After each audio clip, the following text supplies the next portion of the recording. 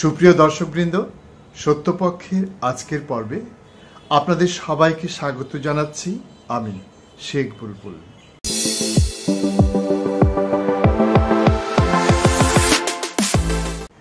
প্রিয় দর্শক, আসুন শুরুতেই আমরা পুরান ঢাকায় চাঁদাবাজির জন্য যে নির্মম হত্যাকাণ্ড সংঘটিত হয়েছে সে সম্পর্কে বিএনপি নেতা সালাউদ্দিন আহমেদের একটি বক্তব্য শুনে আসছে।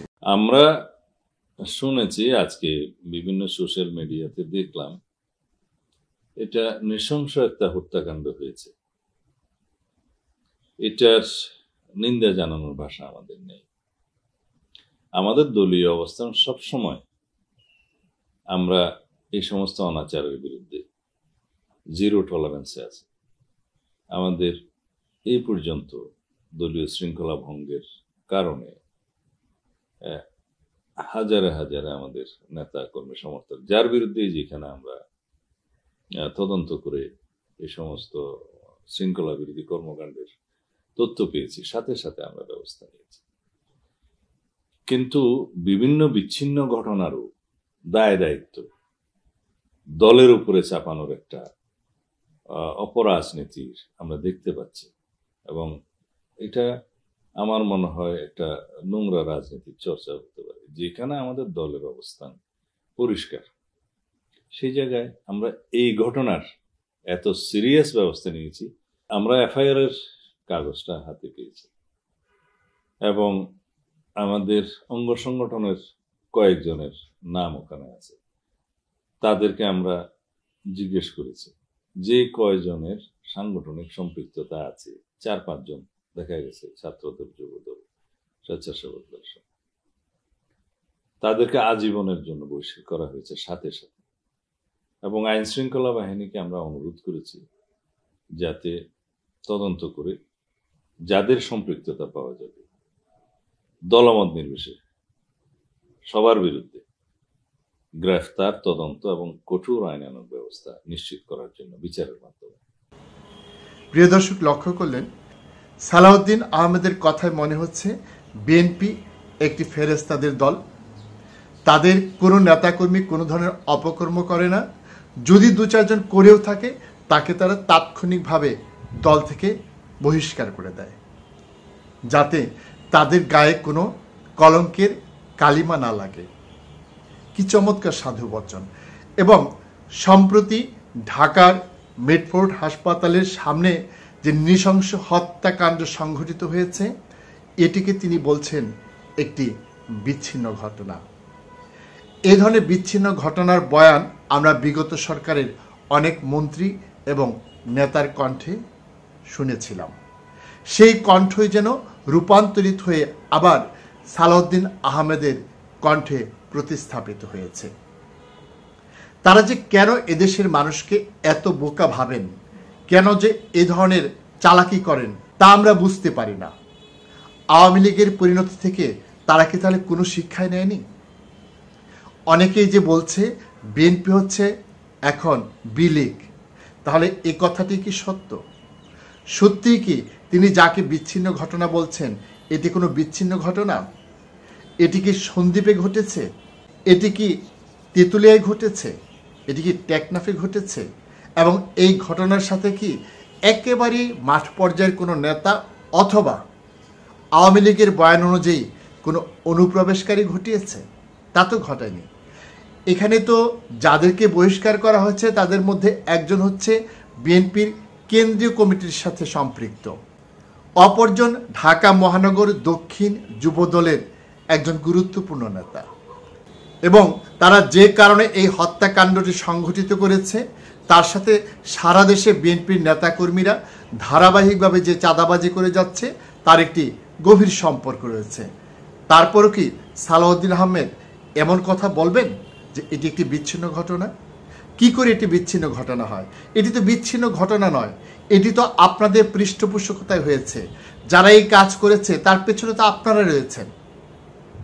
বিএনপির মধ্যে আমরা এখন লক্ষ্য করছি সুস্পষ্ট দুটি ধারা। একটি ধারা হচ্ছে শুভ শক্তির প্রতীক এবং অপর ধারাটি হচ্ছে অশুভ শক্তির প্রতীক। একটি ধারার মধ্যে বিএনপির পূর্বের চরিত্র বিদ্যমান থাকলেও অপর ধারাটি যেন একেবারেই সম্পূর্ণরূপে আওয়ামী লীগের চরিত্র ধারণ করেছে। এই যে হত্যাকাণ্ড, এই ঘটনার পেছনে কি কিছুদিন আগে ঢাকা দক্ষিণ সিটি কর্পোরেশন নিয়ে ইশরাক হোসেন যে কাজগুলো করেছে তার কোনো সম্পর্ক নেই? এই নেতারাই তো সেই আন্দোলনে সম্পৃক্ত ছিলেন, তারাই তো অভিজ্ঞতা অর্জন করেছেন। বিএনপির পৃষ্ঠপোষকতায় যে কোনো কাজ করা সম্ভব, সরকারকে চ্যালেঞ্জ করা সম্ভব, আইন শৃঙ্খলা বাহিনীকে নিষ্ক্রিয় করে দেওয়া সম্ভব। তাহলে সে ধরনের অভিজ্ঞতাকে কাজে লাগিয়ে তারা যদি এ ধরনের ঘটনা ঘটিয়ে থাকেন, সেটিকে কি কোনোভাবেই বিচ্ছিন্ন ঘটনা বলা যায়? বরং বিএনপি চাঁদাবাজি করে করে হাত পাকিয়ে যে অবস্থায় পৌঁছেছে, তাতে করে এখন এদেশের কারো পক্ষে বিএনপিকে চাঁদা না দিয়ে নিরাপদভাবে ব্যবসা করা সম্ভব নয়। এই সত্যটা বিএনপির নেতৃত্ব যে বুঝেন না তা নয়, বুঝেও তারা কিন্তু না বোঝার ভান করছেন। বিএনপির এই যে নিয়ন্ত্রণহীনতা, এই নিয়ন্ত্রণহীনতা কিন্তু একসময় বিএনপির পুরো সংগঠনটিকেই গ্রাস করবে। আমরা সম্প্রতি হাসনাত আবদুল্লাহকে বলতে শুনেছি, বিএনপির অসংখ্য নেতাকর্মী তাদের সাথে যোগাযোগ করে বলছে, ভাই এই কথাগুলো আমরা বলতে পারছি না, আপনারা একটু বলেন। এই যে বিএনপির এক শ্রেণীর নেতাকর্মীর কাছে অপর শ্রেণীর নেতাকর্মীরা যে অসহায় হয়ে উঠেছে, এটি কি বিএনপির কেন্দ্রীয় নেতৃত্ব বুঝতে পারছেন না? নিশ্চয়ই পারছেন।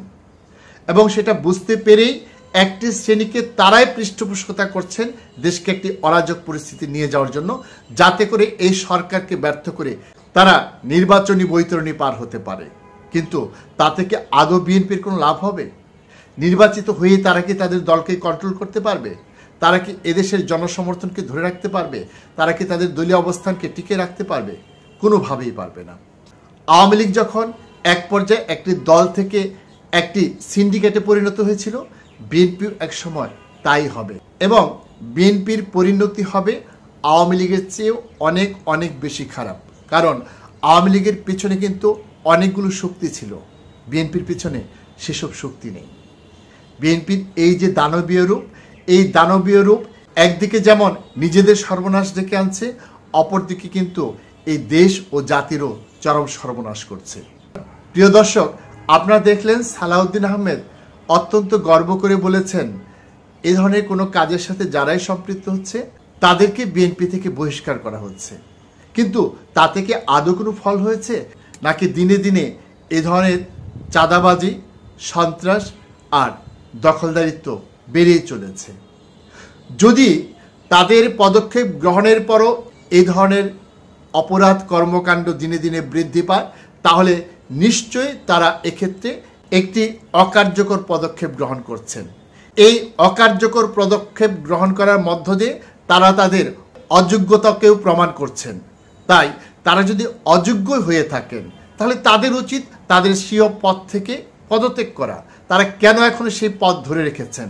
আমরা অত্যন্ত উদ্বেগের সাথে লক্ষ্য করছি, বিএনপির সব কিছুর মালিকানাই যেন এখন এই সালাউদ্দিনের কাছে লিখে দেওয়া হয়েছে। বিএনপির যে কোনো বিষয়ে এখন তিনিই কথা বলছেন। তিনি কি বিগত সময়ে এই দেশের যে বাস্তবতা সেটি উপলব্ধি করেছেন? তিনি কি সেই ঘটনার মুখোমুখি হয়েছেন? যারা এতদিন মজলুম থেকে নানান ধরনের নির্যাতন এবং অত্যাচার সহ্য করেছেন, যারা প্রত্যাশা করেছেন এই দেশ হবে একটি নির্যাতন মুক্ত দেশ, তিনি কি তাদের সেই প্রত্যাশাকে ধারণ করেন? তিনি তো এদেশে ছিলেন না, তিনি তো এদেশের যে কি বাস্তব পরিস্থিতি সেটা মোকাবেলা করেননি। দিনের পর দিন যারা মিথ্যা মামলায় আদালতের বারান্দায় বারান্দায় ঘুরেছে, তারা নিশ্চয়ই চাইবে না এদেশের সাধারণ কোনো নাগরিককে সে ধরনের কষ্ট দিতে। তাহলে বিএনপির মধ্যে এই যে অপশক্তির প্রবেশ ঘটেছে, সেই অপশক্তিকে রেখে এদেশের এ ধরনের পরিস্থিতি কোনোভাবেই মোকাবেলা করা সম্ভব হবে না। সে সাথে দূর করা সম্ভব হবে না এ ধরনের সন্ত্রাস ও চাঁদাবাজি।